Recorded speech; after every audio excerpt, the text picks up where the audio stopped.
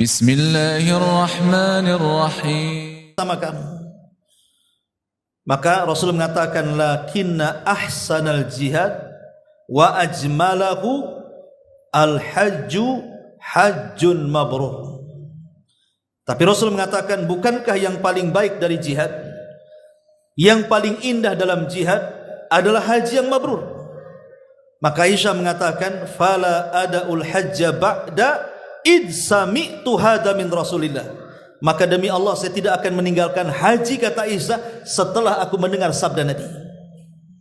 Ini yang ketujuh. Yang kedelapan, yang kesembilan, haji ini bisa menghapus dosa-dosa yang sudah kita lakukan sebelum haji. Jadi kalau sebelum haji kita banyak melakukan dosa, dari zinahnya, dari maboknya, dari judinya, dari dustanya, dari gibahnya, dari meninggalkan salatnya, macam-macam lah dosa-dosa. Kemudian dia bertobat dan berangkat haji, maka dosa-dosa sebelum haji itu akan dihapus. Ingat, haji ini menjadikan kita pulang tanpa dosa.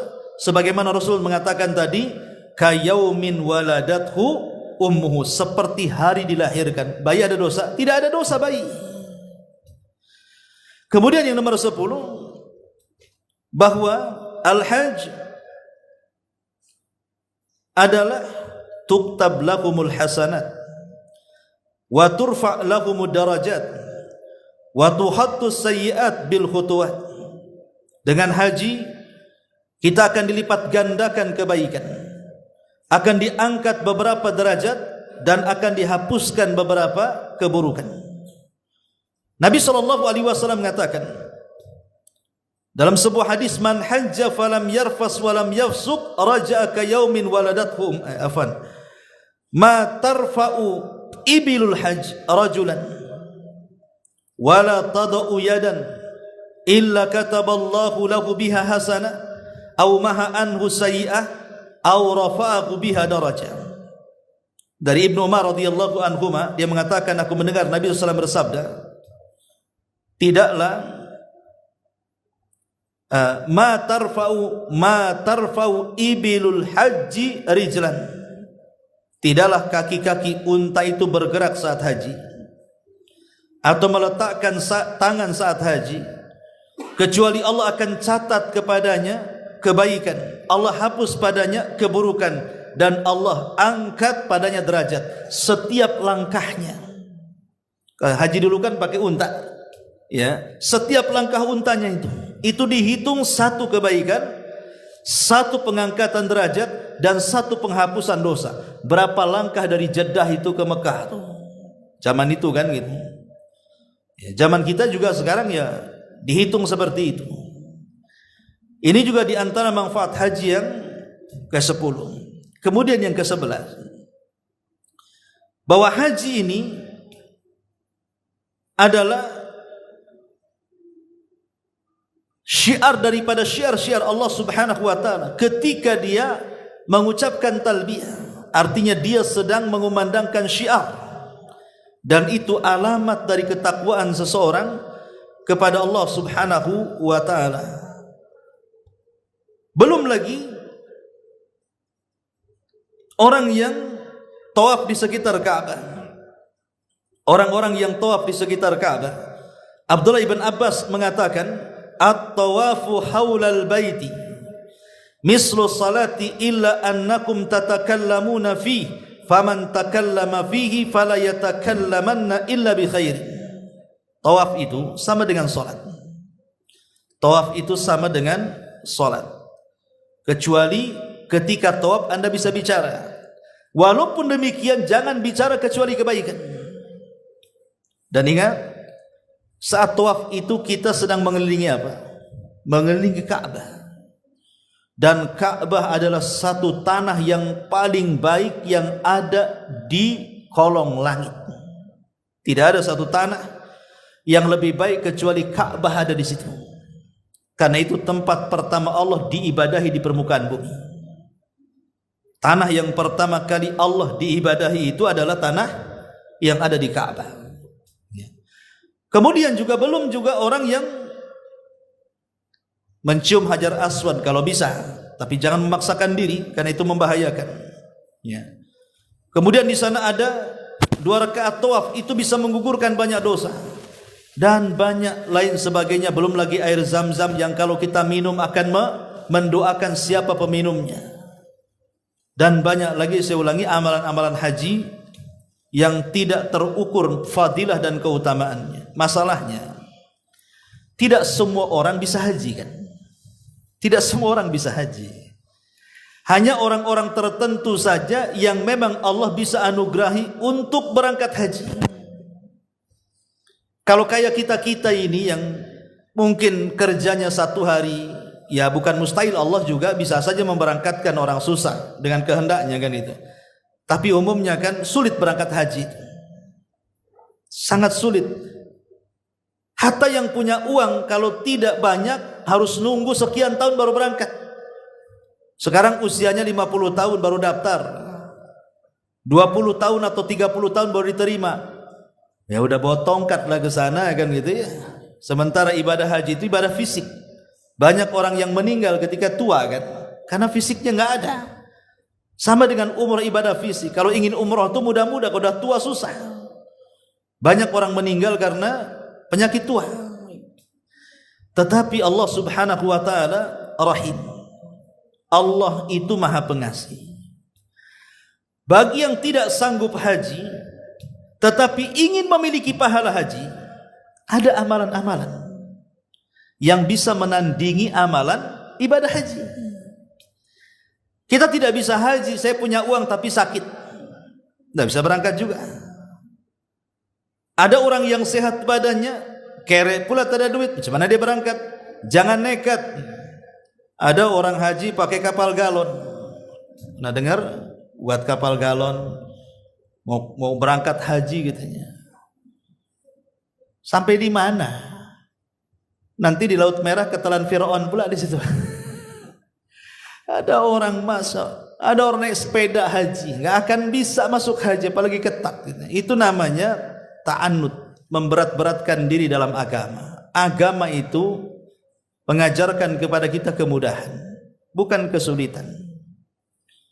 Karena Allah yang mengatakan, ma ja'alallahu alaikum min haraj. Allah tidak menjadikan bagi kalian agama ini sukar dan sulit untuk dilaksanakan. Agama ini mudah. Rasul mengatakan kepada Mu'adz, yassira wa la tu'assira, mudahkan, jangan kau persulit. Wa man yushaddad din illa ghalaba. Siapapun yang mempersulit agama pasti akan melumpuhkannya. Enggak perlu mempersulit. Tidak sanggup gugur kewajiban haji. Tapi orang yang cerdas, walaupun gugur kewajiban haji karena ketidaksanggupan berangkat haji, dia tidak akan putus asa untuk mendapatkan pahala haji. Dengan cara apa? Dengan 10 amalan.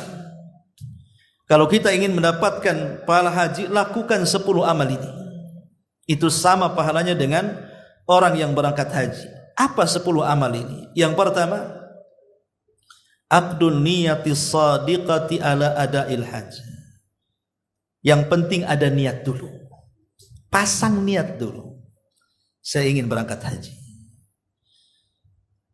Pamannya antum sekarang tengok YouTube gitu kan. Jangan tengok yang macam-macam. Tengoklah orang yang sedang haji, yang sedang tawaf, yang sedang sa'i, yang sedang wukuf.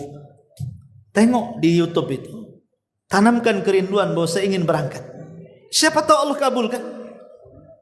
Kalaupun tidak Allah kabulkan, karena sudah takdir yang menggariskan dia, Nabi SAW pernah mengatakan, berdasarkan hadis Jabir bin Abdullah radhiyallahu an, kunna ma'an Nabi sallallahu alaihi wasallam fi ghazatin. Kami dulu bersama Nabi dalam peperangan. Faqala, maka Rasul mengatakan, inna bil madinati rijalan ma sirtum masiran wa la qata'tum wadiyan illa kanu ma'akum habasahumul maradu. Dalam riwayat habasahumul udhru. Sesungguhnya Rasul ini sambil berjalan pulang dalam peperangan, dia menang perang, pulang ke Madinah. Di tengah-tengah jalan dia ngomong sama para sahabatnya, sesungguhnya di Madinah itu ada orang-orang yang tidak bisa seperti kalian berjalan melalui bukit-bukit untuk perang, melintasi lembah-lembah untuk perang, ya. Tetapi hakikatnya mereka bersama kalian. Yang mencegah mereka tidak ikut bersama kalian karena mereka sakit dan memiliki uzur. Kalimat Nabi SAW, illa kanu ma'akum, kecuali mereka bersama kalian, menunjukkan apa? Menunjukkan walaupun mereka tidak jihad tetapi memiliki pahala jihad. Yang penting kita sudah ada niat pengen haji. Ini yang pertama. Yang kedua, menjaga solat yang wajib di masjid. Nabi SAW mengatakan dalam sebuah hadis yang diriwayatkan dari seorang sahabat namanya Abu Umamah radhiyallahu an, Rasul mengatakan, man kharaja min baitihi mutatahhiran ila salatin maktubatin fa ajruhu ka ajril hajil muhrim. Kata Nabi SAW, barang siapa yang keluar dari rumahnya sudah berwudu, antum wudu di rumah, memang niatnya ingin ke masjid, wudunya di rumah, bukan di masjid, wudu di rumah, kemudian pakai pakaian yang layak untuk salat, berangkat antum ke masjid, maka Nabi SAW, untuk apa? Untuk salat wajib. Kata Nabi SAW, pahalanya sama dengan haji yang sedang ihram. Maka jangan kecil hati. Jadi niat dari rumah itu, saya ingin dapat pahala haji. Lekas antum berwudu, pakai pakaian yang layak untuk salat wajib, berangkat. Hanya melaksanakan ini saja pahalanya sama dengan haji.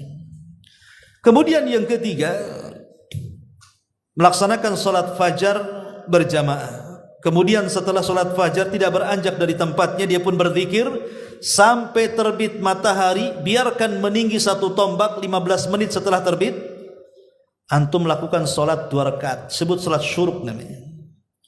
Maka Nabi SAW mengatakan, man shalla salatal ghadati fi jama'atin thumma jalasa yadhkurullah hatta tatlu asy-syamsu thumma qama fa shalla rak'ataini, kata Rasul, maka pahalanya ka hajjati wal umrati tammatan tamah. Siapa yang keluar salat subuh berjamaah, kemudian setelah berjamaah antum duduk berzikir kepada Allah sampai terbit matahari dan meninggi satu tombak, lakukan salat 2 rakaat, pahalanya sama dengan haji dan umrah secara sempurna. Ini bisa kita lakukan kan? Kemudian yang keempat, umrah di bulan Ramadan. Kalau kita tidak bisa haji di bulan Dzulhijjah karena biaya, sudahlah umrah saja, kan lebih ringan biayanya. Tapi di bulan Ramadan umrahnya, kata Nabi SAW, umratu fi Ramadan ka hajjati ma'i. Umrah di bulan Ramadan itu sama dengan haji bersamaku. Luar biasa, sama haji bersama Nabi. Ini yang keempat. Yang kelima, jangan tinggalkan zikir selepas salat wajib. Jangan tinggalkan zikir selepas salat wajib. Di zaman Rasul ada orang-orang miskin datang kepada Rasul mengeluhkan tentang beruntungnya orang-orang kaya dan mengatakan, ya Rasulullah, dhahaba ahlu duthur bil ujur. Rasul, enak kali orang kaya itu, mereka bisa membawa pahala dari kekayaan mereka yang kami tidak bisa bawa. Tapi mereka solat, kami solat, mereka puasa, kami solat, kami puasa, mereka sedekah, kami tidak bisa. Mereka bisa membawa pahala harta mereka ke surga, sementara kami apa yang bisa kami sedekahkan? Maka Nabi SAW kemudian mengatakan kepada para sahabat, bukankah, maukah kuhabarkan kepada kalian dengan satu perkara, in akhadtum bihi adarabtum man sabaqakum. Maukah ku berikan satu perkara, kata Rasul, kalau kau kerjakan, engkau sama dengan orang kaya yang bisa haji, yang bisa kurban, yang bisa umroh, yang bisa sedekah, yang bisa bangun masjid, yang macam-macam tuh. Kata Rasul, mau ku ajarkan kalian seperti itu. Sahabat mengatakan, tentu wahai Rasul.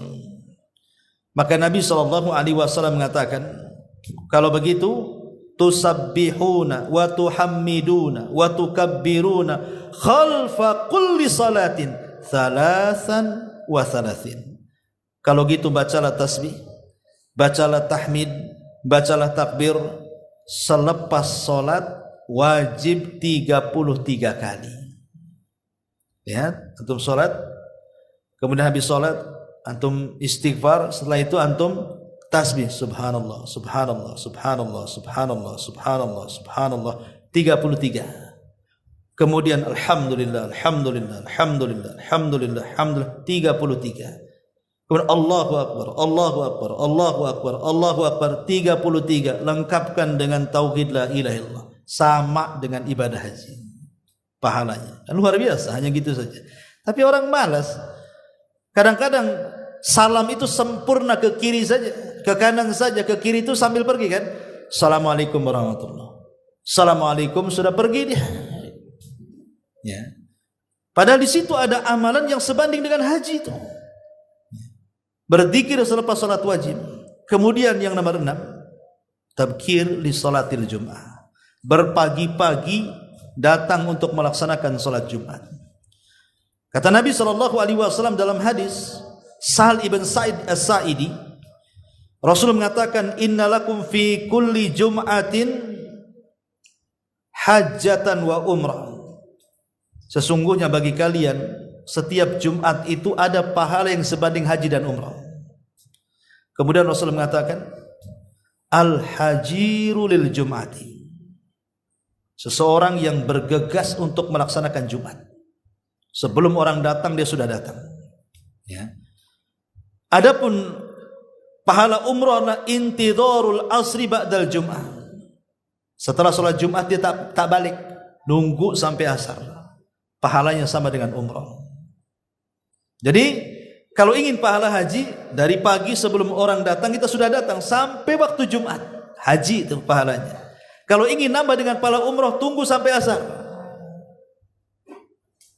Ya tentu dengan banyak aktivitas ibadah, bukan numpang tidur di masjid. Ya.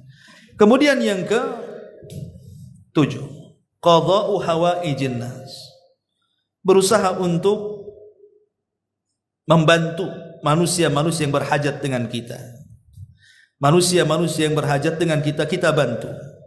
Dan itu berdasarkan hadis yang dikeluarkan oleh Imam Al-Baihaqi dengan sanadnya kepada Ali ibn Husain radhiyallahu anhu. Jadi satu hari Hasan ini keluar tawaf di Ka'bah.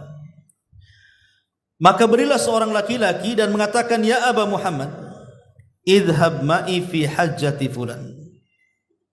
Padahal sedang tawaf tuh. Wahai imam, wahai Aba Muhammad, maukah kita pergi membantu si fulan lagi berhajat kepada kita.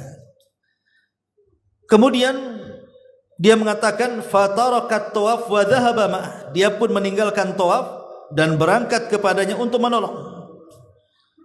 Kemudian falamma dhahab, ketika dia pergi, qama ilaihi rajulun hasidun li rajulil ladzi dhahaba ma'ah. Tiba-tiba dicegat oleh orang yang hasad dan mengatakan, ya Aba Muhammad, tarakta tawaf. Kenapa kau tinggalkan tawaf? Wa dhahabta ma'ah, dan kau pergi bersama dia. Qala, dia mengatakan, Imam Hasan mengatakan kepadanya, wa kaifa la adhhab ma'ahu. Bagaimana aku tidak pergi bersama dia dan meninggalkan tawaf?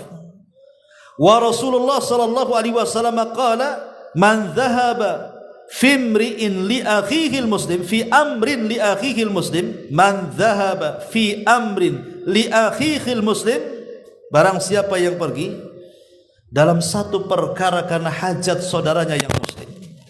Ya. Kata dia,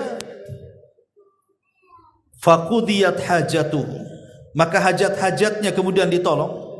Kutibat lahu hajatun wa umratun, maka akan dicatat pahala haji dan umrah. Lihat, membantu saudaranya, kata Nabi, dicatat pahala haji dan umrah. Ini yang ke-7. Kemudian yang ke-8, birrul walidain, berbuat baik kepada orang tua, jangan diremehkan. Ini pahalanya sama dengan haji. Anas ibn Malik radhiyallahu an, dia mengatakan, atar rajulun Rasulullah SAW, ada seorang laki-laki mendatangi Rasul. Faqala, dan dia mengatakan, inni ashtahil jihad. Rasul, saya ingin berangkat jihad. Wala aqdir ali, tapi saya tidak sanggup. Qala hal baqiya min walidayka ahad. Kata Rasul, sebelum diizinkan jihad, ditanya dulu, masih hidup orang tua atau salah satunya? Qala, dia mengatakan ummi. Ya, ummi masih hidup. Maksudnya ibuku masih hidup, bapakku sudah meninggal. Qala fa'ablillah fi birriha. Fa idza fa'alta dzalik fa anta hajun wa mu'tamarun wa mujahidun.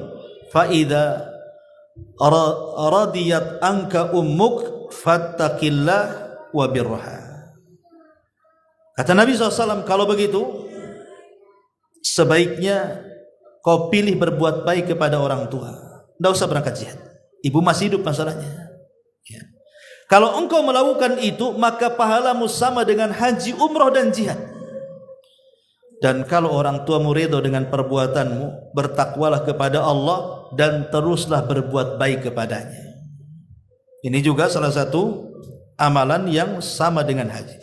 Kemudian yang ke-9, hudhuru majalisil ilmi. Hadir di majelis ilmu kayak antum sekarang ini. Hadir di majelis ilmu. Karena sekarang ini kadang-kadang majelis ilmu itu panitianya ngundang, tapi yang datang jamaah luar. Kan banyak itu. Kadang-kadang yang ngundang itu panitia masjid. Ngundang ustadz bisa ngisi di masjid saya? Bisa. Dia undang orang luar untuk ngaji. Orang luarnya hadir banyak, pengurusnya nggak ada yang hadir. Ini apa maksudnya? Kok ngundang tapi tak mau datang? Otaknya di mana? Siapa yang mau ngaji sebenarnya? Karena dia jahil bahwa duduk di majelis ilmu itu banyak keutamaan sebenarnya. Walaupun mungkin pengajian ustadz itu saja, nasihat saja, dia tidak paham duduk di majelis ilmu itu besar pahalanya. Salah satunya mendapatkan pahala haji. Kalau kita kumpulkan uang, kapan kita bisa haji? Nah, itu kan ada orang seperti itu, dan saya paling sebel orang kayak gini. Udah ngundang, tak mau datang dia. Nah, ini banyak terjadi di masyarakat. Kata Nabi SAW, man ghada ilal masjid la yuridu illa an yata'allama khairan aw yu'allimuhu kana lahu ka ajri hajjin taman hajjatahu.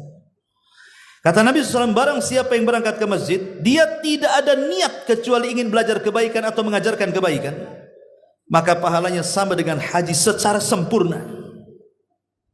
Belajar atau mengajar, artinya duduk di majelis ilmu, itu pahalanya sama dengan orang haji. Atau yang terakhir adalah ghibtah. Dan ini amalan yang paling ringan. Ghibtah itu melihat saudara kita haji, kita katakan, ya Allah, kalau aku punya harta sama dengan dia, aku pun haji. Cukup niat gitu saja kita sudah mendapatkan amalan haji dia. Kata Nabi SAW, dunia ini dipenuhi oleh 4 kelompok. 1, kata Rasul, orang yang dihadiahi ilmu dan harta. Karena dia punya ilmu, dia bisa memanfaatkan hartanya. Mungkin dengan hartanya dia bangun masjid, dengan hartanya dia haji, dengan hartanya dia umrah, dengan hartanya dia kurban, dengan hartanya dia membantu orang, dan begitu seterusnya. Maka ini a'lal manazil indallah, setinggi-tingginya kedudukan di sisi Allah. Karena dia dianugerahi 2 perkara, satu sisi kaya, satu sisi punya ilmu lagi. Kemudian yang kedua, orang yang diberikan ilmu tapi tidak diberikan harta. Tapi dia pun mengatakan, ya Allah, kalau aku diberikan harta yang sama seperti yang nomor 1, aku pun akan melakukan hal yang sama. Kata Rasul, maka pahalanya sama orang nomor 2 dengan orang nomor 1 tadi. Jadi kalau kita tidak bisa kurban, nampak orang yang kurban, saya pengen kurban, coba kalau aku kayak dia, aku juga inginlah kayak dia. Itu sama sudah dapat pahala kurban dia, tanpa mengurangi pahala kurban dia. Ada tetangga berangkat haji, Allah, aku kalau punya harta seperti dia, aku pun ingin berangkat haji juga. Haji plus kalau bisa, yang gak usah nunggu ya. Betul-betul jujur loh ya, dalam hatinya, bukan hasad, memang jujur dia ingin berangkat, tapi tidak bisa. Dia hanya bisa memandang orang saja. Maka amalan ghibtah ini pahalanya sama dengan haji, dan ini amalan yang paling ringan untuk mendapatkan pahala yang besar. Ghibtah namanya, hasad yang terpuji. Ya. Wallahu alam, ini diantara keterangan tentang keistimewaan di bulan Dzulhijjah, dan satu amalan yang sangat istimewa, amalan haji. Baik, karena sudah jam 9, sebelum saya tutup, kalau ada yang bertanya silakan. Kalau kita udah pernah haji ya, terus kita punya keinginan haji lagi, satu masuk sunnah.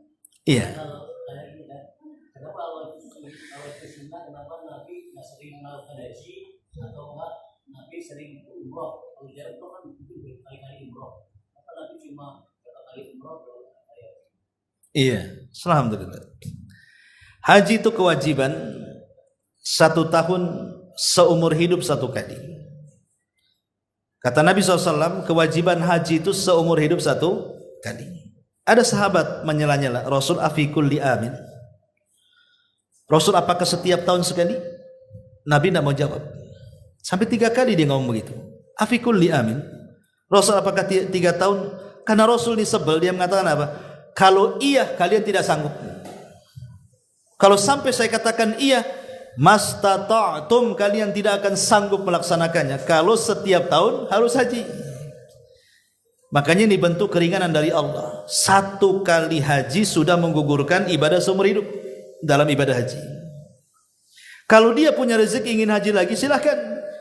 Tapi derajatnya ke sunnah, karena kewajiban sudah gugurkan. Hanya sunnah saja. Nabi SAW itu haji cuma 1 kali, yang disebut dengan Hajjatul Wada. Kenapa Rasul haji 1 kali? Karena selepas haji, beberapa waktu setelahnya meninggal. Cemana dia akan haji lagi? Dari haji ke meninggal Rasul itu jaraknya dekat. Adapun umroh, Rasul sampai 4 kali umroh dalam hidupnya, semua di bulan Dzulqa'dah, bulan sekarang. Haji umroh itu Rasul pernah umroh di bulan tahun ke-6, disebut dengan umroh Hudaybiyah. Kemudian tahun ke-7 disebut umroh qadha. Kemudian yang ketiga disebut umroh yang diiringi dengan haji, dan yang terakhir umroh yang disebut dengan ji'ranah. Itu semua terjadi bulan Dzulqa'dah. Jadi haji umroh Rasul itu 4 kali, kalau haji 1 kali, yang disebut dengan Hajjatul Wada, haji Islam. Dan ini faedahnya, karena Rasul haji 1 kali, maka dalam setiap manasiknya tidak mungkin beda. Mau beda dengan yang mana, dilakukan 1 kali. Lain dengan sholat, Rasul ribuan kali sholat, sehingga kalau ada perbedaan dalam sholat wajar. Mungkin sahabat ini melihat Rasul sholat begini, sahabat ini melihat Rasul sholat begitu, sehingga terjadi perbedaan dalam gerakan sholat, dalam bacaan sholat, dan begitu seterusnya. Tapi kalau haji tidak. Haji ini cuma 1 kali. Ibadah yang dilakukan 1 kali tidak mungkin beda. Kalau yang beda berarti cuma 2 kemungkinannya. Mencocoki sunnah haji atau menyelisih sunnah haji. Ya, ini jawabannya.